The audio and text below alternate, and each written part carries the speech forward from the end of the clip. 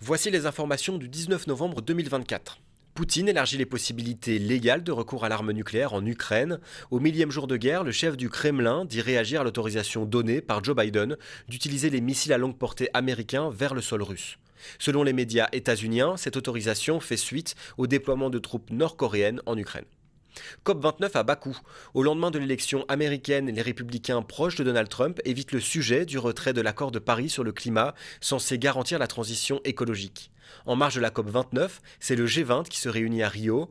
Au niveau climatique, réaffirmation des accords de Paris, mais aucune mention de la sortie des énergies fossiles, malgré les engagements pris lors de la COP28 de Dubaï l'année passée.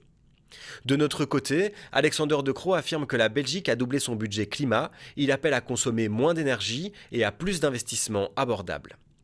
Les négociations reprennent au fédéral. L'Arizona serait composée de la NVA, des engagés, de Voreut, du CDNV et du MR. La semaine dernière, c'est Voreut qui quittait la table de négociation à cause d'une note socio-économique jugée insatisfaisante.